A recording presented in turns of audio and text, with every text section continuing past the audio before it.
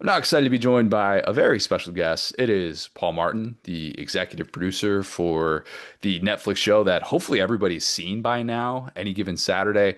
Paul, we are recording this 3 days after the series came out on Netflix. What has been the biggest takeaway from the feedback so far that you've gotten?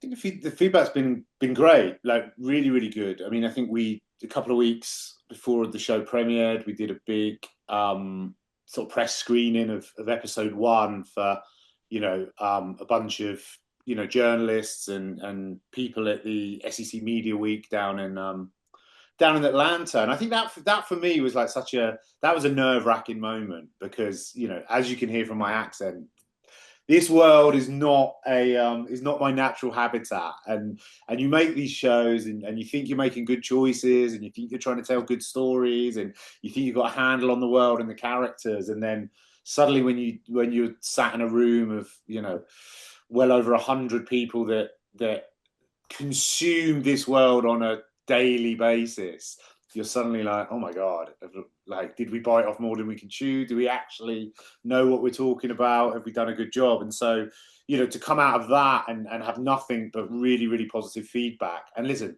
I've been in this industry long enough to know when people are kind of like, yeah, yeah, yeah, we really like it, but through gritted teeth. There was a genuine excitement about the show. The feedback was really positive, and it really felt like we were taking, even the most, grizzled, hardened SEC journalists that have seen everything. It felt like they were seeing something new, which is great. It's a really hard thing to do because you knew this would be different than Full Swing and Drive to Survive because you're talking about a regionalized demographic within the sport, not just the national sport as a whole.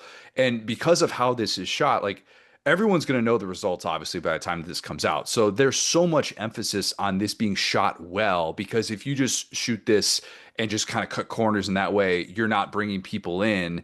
So it's harder to have that true suspense. Yet as you watch this, you're like, man, I'm forgetting that the teams that you're filming, like Tennessee's the only one that's going to the playoff, and these teams aren't necessarily having national championship type seasons, but every game feels so meaningful. You didn't even have a fired coach in the SEC, but it feels like every game is kind of make or break.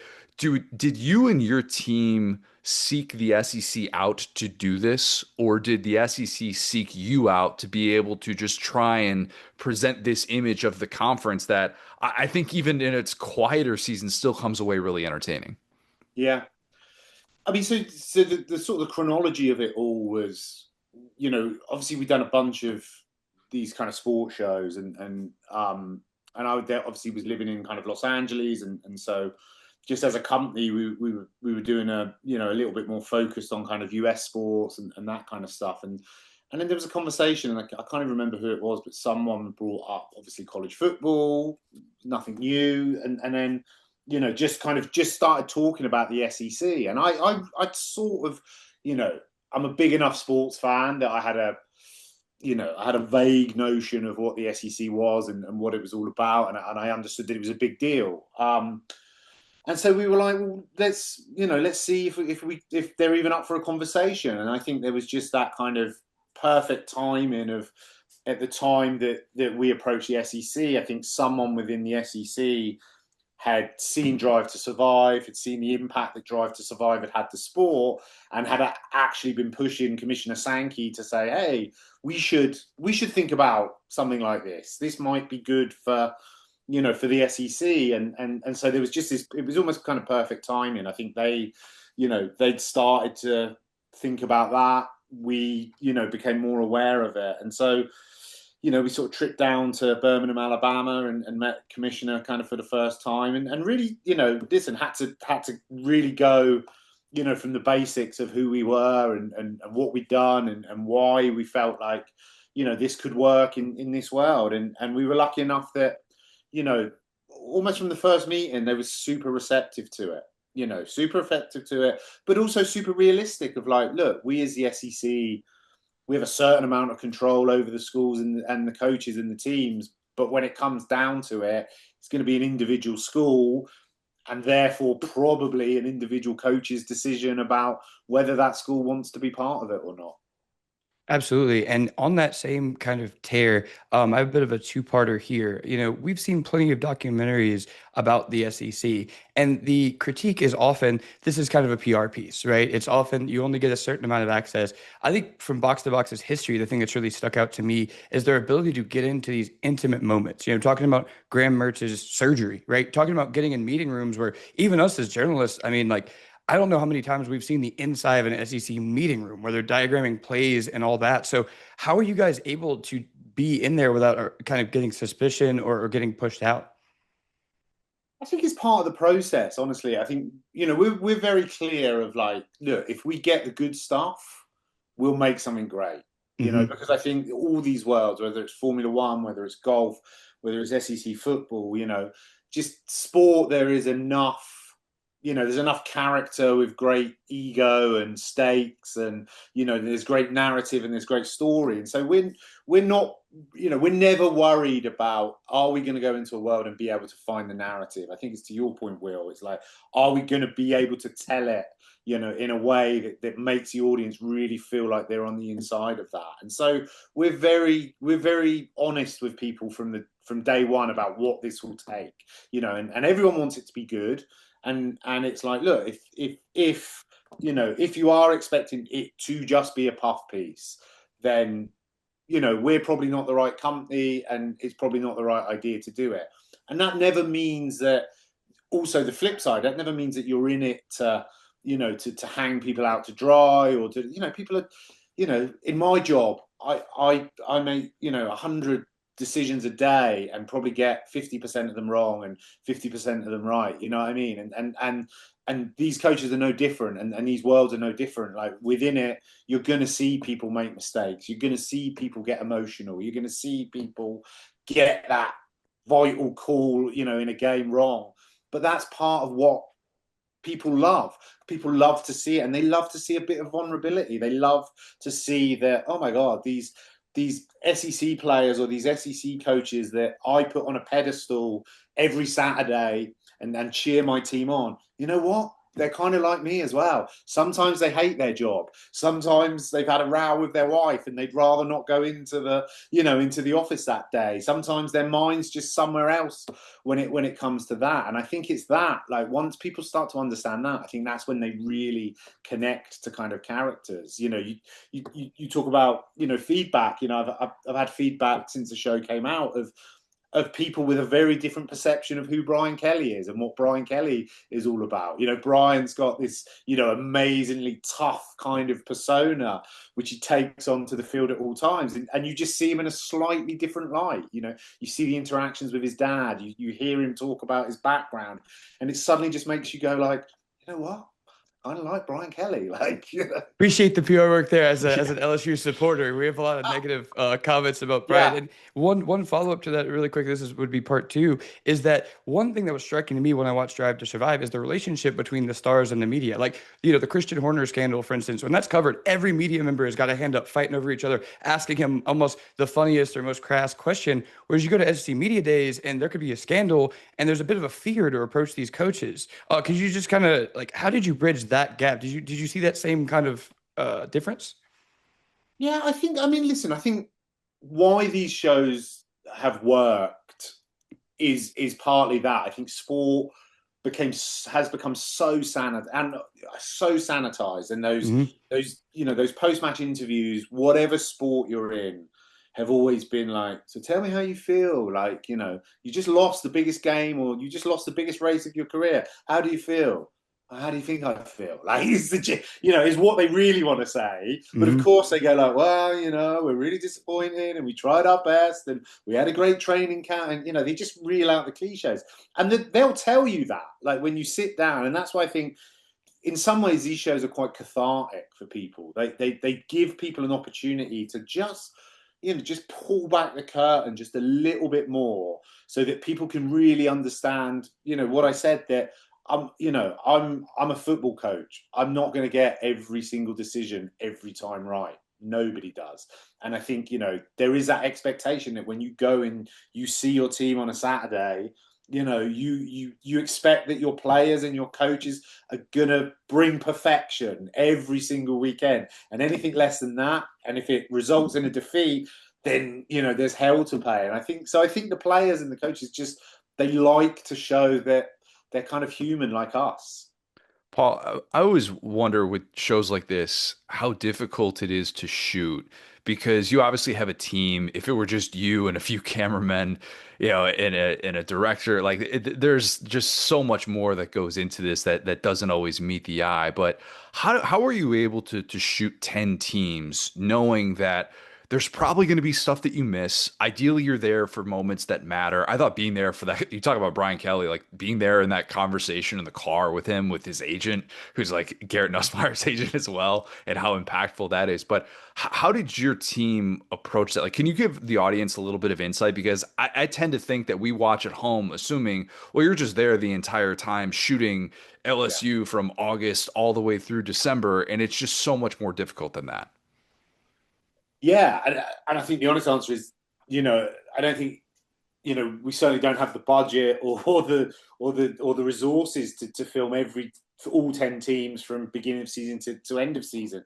So you just have to be really smart about it. You have to have really good conversations in advance and really develop an understanding of what type of stories you want to tell about the individuals and the schools. And also in the knowledge that things will happen over the course of a season that you will have no idea will happen. Like, Vandy beating Alabama. I would love to say, we had a sense that was going to happen, and we didn't. But what we knew was that what Clark Lee and Diego Pavia were building at Vandy was exciting. Whether they won every game or lost every game, there was an energy there, there was a narrative there that was really great to watch. And so it was just for us trying to put ourselves in as many situations with a school like Vandy where we could find that payoff. Like, that's what you're always looking for on these shows. You can have a good idea of the narrative, but at some point you want that ending. And that's how I always look at these shows of, like, when we look at an episode, right, what's our ending? Where are we finishing this episode? And then we can almost work backwards from that. And sometimes if you've got it right, where you're like, we've got great character, we've got great narrative, and we've got this amazing ending. It's like the Vandy. Like, I said to our guys in the edit, if we cannot land that Vandy episode, we all need to go home and do something else, because you've got great characters, you've got a massive underdog, and then they go and perhaps the biggest upset in the last however many years of the SEC, and then the crowd carry the goalpost down Main Street. You couldn't script that any better. So, but that's listen, that happens very, very rarely. I'd love to say that that you have 6 or 7 episodes that play out like that. So you just you're slightly gambling when you make these shows of looking at what and what you can control, but also have a good enough understanding of the elements that you can't control, and then just try to put yourself in as many good positions as you can, and look at it and be realistic and say, well, look, sure, we've got a whole entire season, but we've only got 7 episodes. So really, we only need 7 moments, right? If we get 7 great moments, we'll make 7 great episodes. And I think that's how we look at it. And same on Drive to Survive. If you look at Drive to Survive, you're like, yeah, there's 24 races and it's across an entire calendar year, but we only need to find 10 moments. If we find 10 moments, we've got 10 great episodes. And the great thing about Formula One is, like, it's so dysfunctional that they find the most outrageous 10 moments that you can ever find. So, that's the way of looking at it. Because I think if you take that, if you look at it as, oh my God, there's 10 teams and there's 12 games and there's LSU over here and there's Tennessee over there and then we've got teams that are not even in it. Oh my God, how are we going to break this down? But I'm always like, guys, we just got to make 6 episodes, 7 episodes of television. That's it. And then it becomes more manageable. Who was the easiest people to shoot, and why was it Shane Beamer and Diego Pavia? I mean, Coach Beamer would just, from the first moment we met him, I mean, he walked in and I think him and his family were obsessed with that Netflix show Outer Banks. Mm. They loved Outer Banks. So Shane Beamer kind of walked in, and there's always whenever you set up that show, we're obviously making it for Netflix, but we're not Netflix. Like we're an independent production company. But for people that don't really understand our industry, to all intents and purposes, to Coach Beamer, I was the guy from Netflix. So Coach Beamer just came up and he was like, I got to tell you, that show Outer Banks, it was amazing. And you did such a phenomenal job. And I'm like, oh, thank you. Great. Amazing. And just so you know, I'll give you anything this year, anything you want, but I want a cameo in Outer Banks. And I was like, well, listen, let's see how it goes, shall we? But he was great. His family, I mean, you look at them, the picture perfect kind of college coach, his beautiful wife, his gorgeous kids, and what he did at South Carolina last year was amazing. Again, just a joy to go back and film with South Carolina kind of every time, because one, they just the doors were wide open. The best. But secondly, there was something amazing happening there. It was really, really impressive to see. Talking about the structure within a season, or I guess a series, as you guys would call it, right? There's this temptation to start at year, 2000 BC and go chronologically and go, okay, well, these are the big players. So Drive to Survive, Lewis Hamilton, right? But the way that Drive to Survive started was very similar to the SEC series, where it's like, we're going to start with Haas. We're going to start with Williams. Same thing with the series, like with Any Given Saturday. We're going to start with LSU. We're going to start with South Carolina. Whenever you guys view a single season of television, how do you decide the sequencing of the episodes? I mean, again, I think it goes back to, I think for us, it was, LSU as one of the bigger, arguably, the biggest school in the SEC, and in that conversation for national titles, didn't go according to plan, last year, but that's the goal at LSU, to win the national championship. So I think it was important for us that the LSU were not, that first episode, LSU and South Carolina, you got on a kind of, on the bigger picture level, you just got a really good two sides of the SEC, the Premier League school with a really well-known firebrand coach, and then South Carolina, not the biggest program in the SEC or in college football, but with a charismatic coach, the son of a legend, and then they happened to meet on the first SEC game of the season. So that for us was the perfect elements, where we were always like, and again, whatever happens in that game, that feels like it's going to be a good first episode. And obviously the game itself was incredible. It goes to, SEC, South Carolina have a, last second field goal to kind of tie it. And then, we're fortunate enough that, because we're not making a true documentary, we can hang that field goal up for about 30 seconds. So everyone's like, is it? I mean, it was when we watched the first episode down in Atlanta, it was amazing to hear. Every journalist in that room knew the result, right? And they knew what happened. But when that field goal goes up, and like I say, it's like, and I could feel people like, and I'm like, okay, that's gonna work. That's really gonna work. And that's that's the joy of what we do. There's actually a joy in being able to retrospectively tell these stories. Did you get feedback from any teams that weren't featured in this, and also over under 1 second before Kirby Smart said no to you?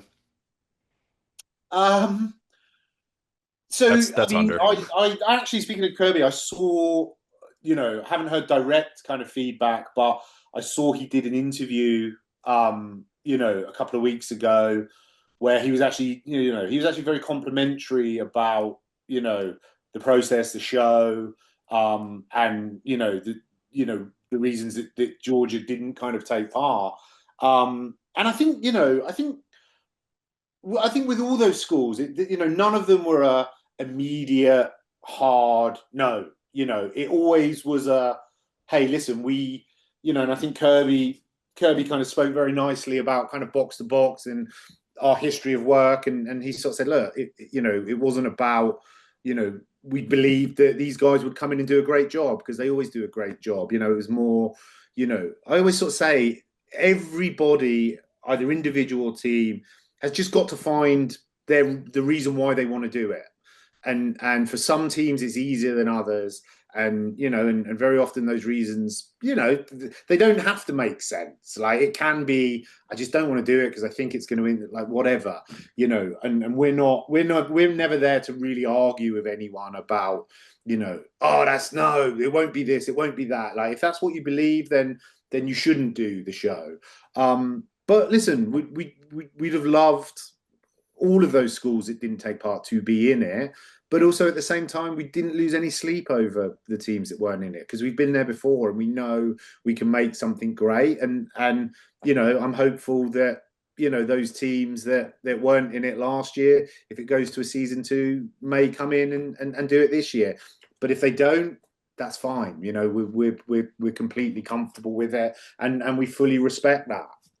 How much footage did your team end up with? Because you cut it down to, what is it, like 340 minutes, 350 minutes or something like that.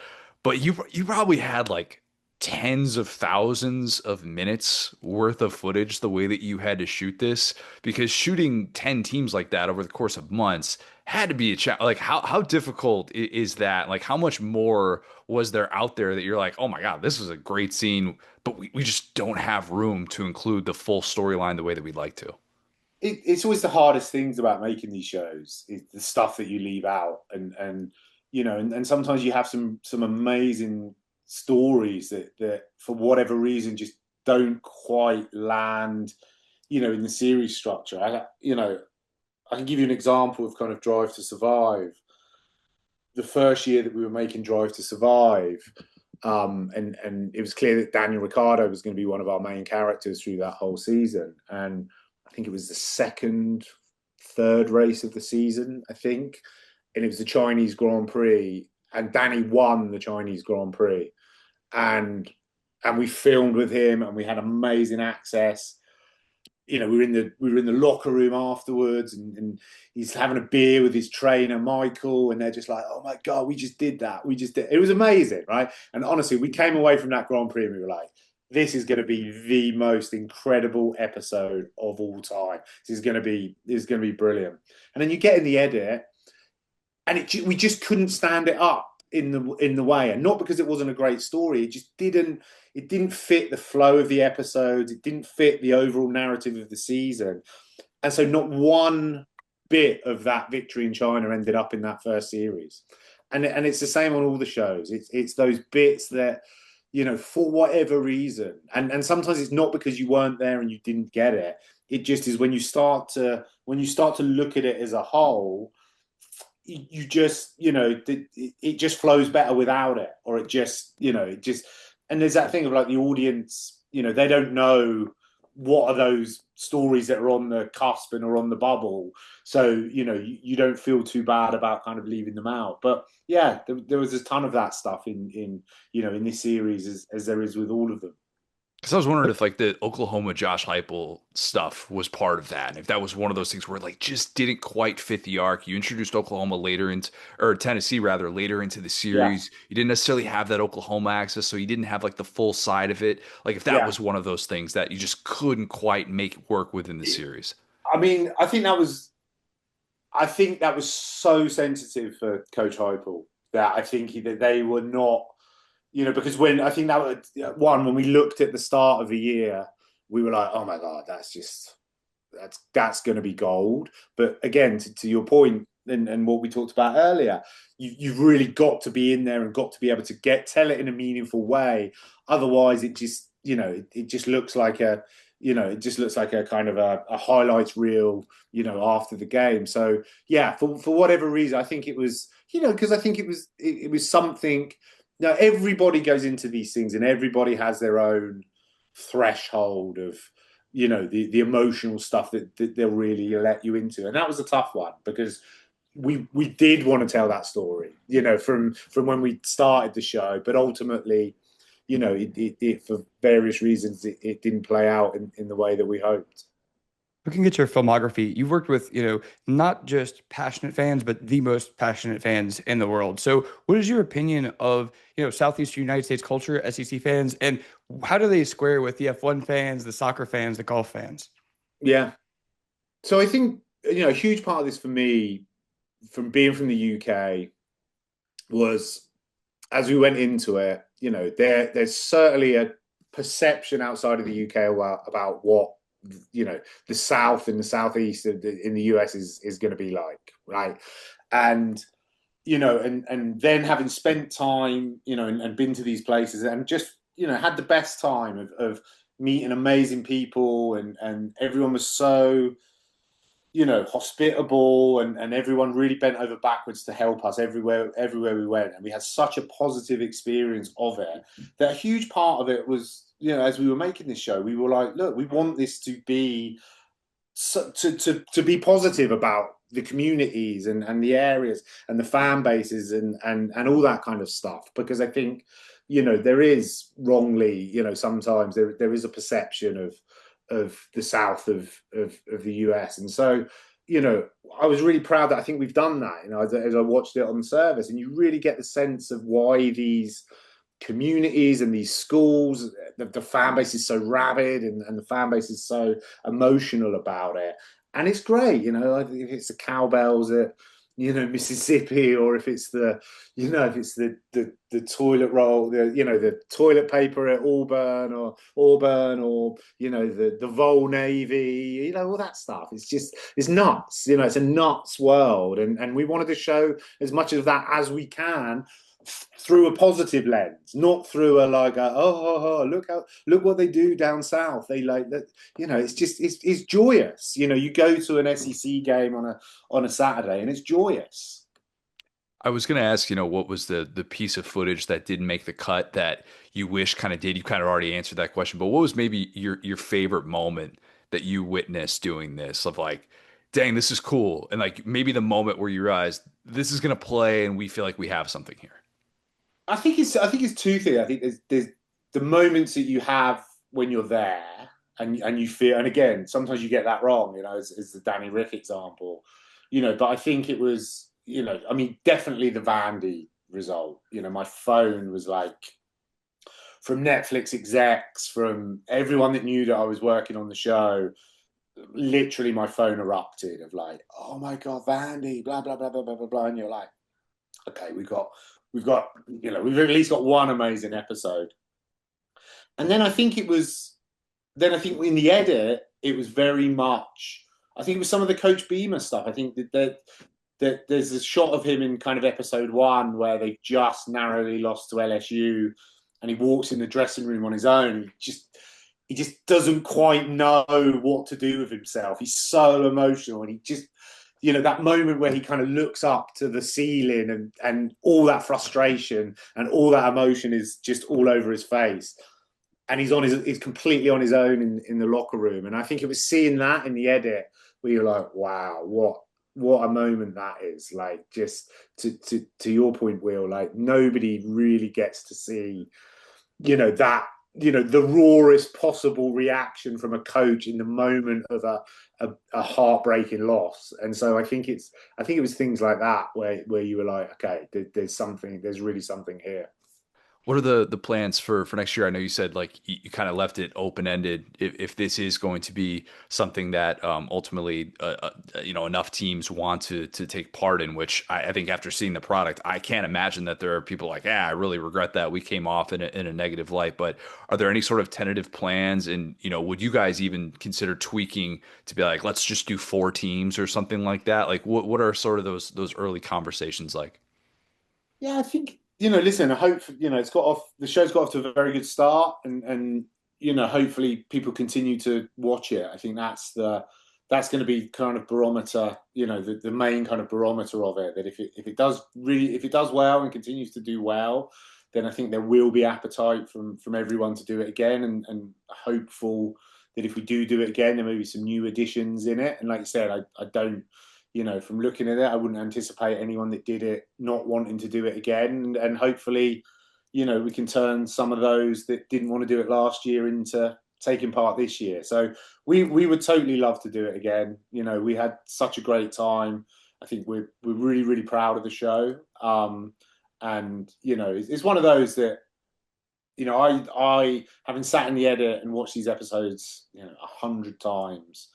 When it came out on Tuesday, I sat and I watched the whole thing on Netflix and on service, and I don't do that on every one of our shows. And I enjoyed it, and I got emotional about some of the episodes, and so it's a really good show, and I just hopefully as many people have seen it by now, but please continue to watch it and tell your friends and anyone because every eyeball counts.